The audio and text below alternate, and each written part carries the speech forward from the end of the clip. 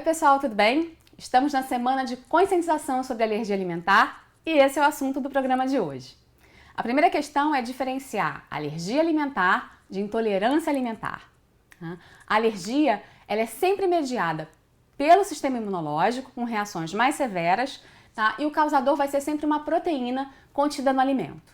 A intolerância ela vai ser um processo digestivo, ela não vai ser mediada pelo sistema imunológico, então ela pode ser uma falha na produção de algumas enzimas, parcial ou completa, tá? Que vai fazer com que a gente tenha a dificuldade em assimilar algum nutriente.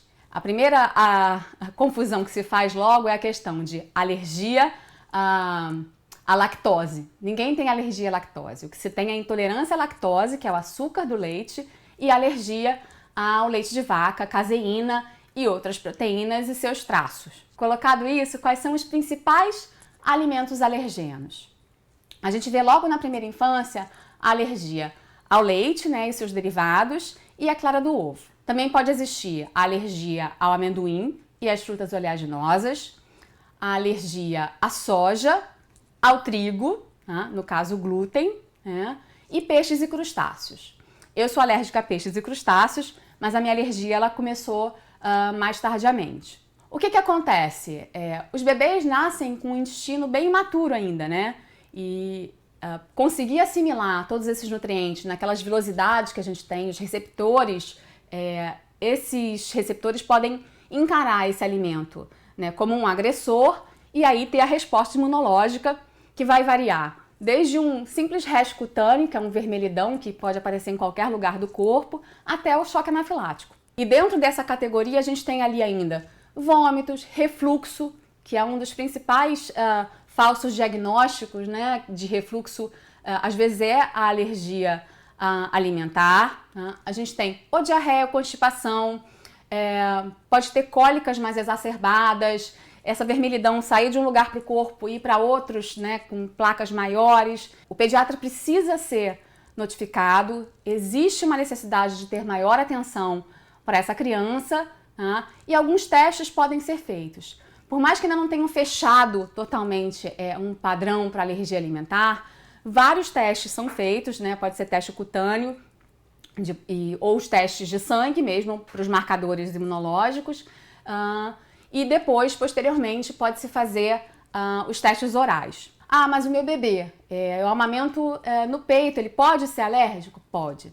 O leite materno, ele passa tudo de bom e tudo também de ruim que a mãe pode consumir. A questão da cafeína, né? Queijo, né? Bebe leite, queijo, isso pode passar pelo leite materno e causar a alergia na criança. Quais são as orientações gerais? Primeiro é separar utensílios, separar onde esses alimentos ficam armazenados, tá? Para que não exista a possibilidade de contaminação cruzada. Então, todas as pessoas que estão à volta, começando ali naquela casa, que interagem de alguma forma com a alimentação dessas crianças, né, que têm a alergia alimentar, elas precisam estar conscientes da gravidade que uma possível partícula, né, desse alergeno entrar em contato com a criança pode causar. Algumas alergias são tão sérias que até mesmo produtos, né, que a gente usa como sabonete, creme hidratante, o batom da mãe, podem conter essas partículas e, entrando em contato com a pele do bebê,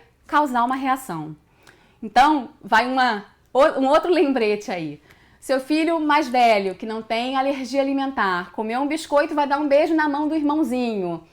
Essa mão do irmãozinho vai para a boca. Daqui a pouco seu filho está lá com um vermelhão em volta da boca. Crianças que frequentam creche e escola, né, mas que ainda não são capazes de, por si só, rejeitar alimento. A escola precisa saber. A escola faz parte da comunidade onde essa criança está inserida. Outra coisa, os pais das crianças da mesma turma do seu filho precisam saber, né? Existe, infelizmente, ainda aquela coisa do, né, por educação até, oferecer um alimento saudável que seja para o filho dos outros, né? Sem perguntar para o pai ou para a mãe, porque às vezes não estão ali perto, né?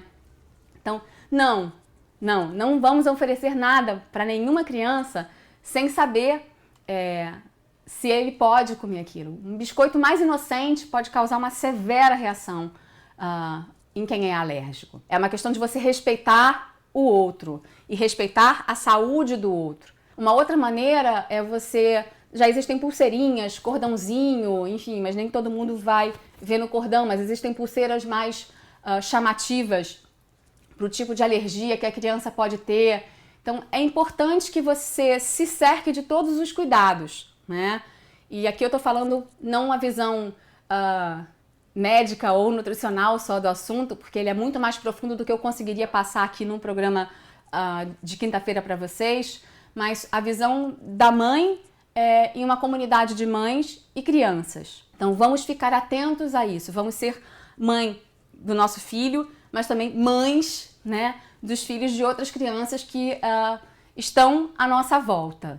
Um outro desafio muito grande para os pais, né, que já têm filhos mais velhos e que já consomem alimentos que não são produzidos em casa, é o desafio de desvendar os rótulos, né? Às vezes o leite não aparece ali como leite, ele aparece, né, a caseína, na verdade, não aparece ali como caseína, vai aparecer como leite, mas nem sempre vai aparecer só aquilo. Existem crianças que não têm alergia à porção macro da proteína, mas sim ao aminoácido, a porções menores, a frações menores, que a gente chama de traços, né, traços de leite. Então é preciso que tenha no rótulo uma indicação de este produto contém glúten, este produto contém leite, este produto pode conter traços de... Para que aquela mãe, aquele pai, aquela pessoa que quer comprar um produto industrializado para o seu filho ou para uma criança, possa atender às necessidades dele, né, e não colocar em risco a sua saúde. Tá? E um ganho muito grande para toda a população é que em fevereiro de 2014 surgiu o Põe no Rótulo, mães de crianças alérgicas, e aí a gente tem uma estatística que é bem pesada, que 1 em cada 13 crianças tem alergia alimentar. Né? Então, não é pouco, não é uma parcela pequena da população. Né? A gente precisa, sim, dar voz para essas mães, para esses pais, e essas crianças precisam ser atendidas nas suas necessidades. A gente não está nem falando aqui de criação de produtos para atender crianças alérgicas, porque isso já começou a existir. Mas a gente precisa exercer, né, o nosso direito de saber o que existe naquele produto. Então, o Põe no Rótulo é exatamente isso. Põe no rótulo, né? Descreve lá quais são os ingredientes. Adequa o teu rótulo para conter em letras maiores, né? E não naquelas letras minúsculas, pequenininhas, que a gente mal consegue enxergar, se aquilo contém algum tipo de alergeno. Então, parabéns, Põe no Rótulo. Vamos vencer essa batalha. Passou em julho do ano passado uma resolução de que as indústrias têm que adequar os seus rótulos até 12 meses, né? Então a gente está aí para vencer.